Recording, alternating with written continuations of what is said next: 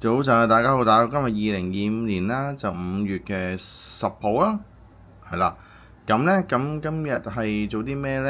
咁啊，啱啱琴日喺 YouTube 啊，見到原來呢，我好耐之前2012年嘅時候買一隻中東面嘅 Jingle 5咧，竟然係藤原浩有帶喎。一帶之後話全面冇晒周圍都咁啊，可能有啲人又唔知喺邊度揾到啲貨翻嚟啦咁樣。咁啊，即刻開下箱，解套下光啦！中意嘅朋友俾下 like 噶啦，咁樣係啦。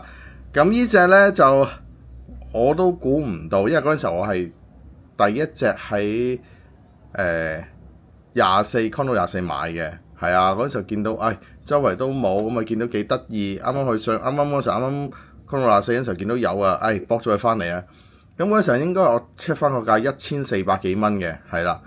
即係啲人話早買早享受嘅，遲買咪平幾嚿嘅。哇！原來而家啲另一間標鋪入翻係1288，我話哇頂，真係吹到啤啤聲。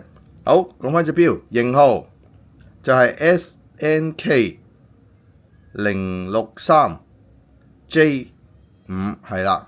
咁普通中東面啦，34mm啦，咁其實都冇乜咩特別嘅啦，有個日曆旗槍啦，咁普通嘅阿拉伯面係嘛，34mm 係未改帶，條帶仲喺度，因為呢個真係齋草，冇諗住帶，係啊。咁試上手俾大家睇啦，咁樣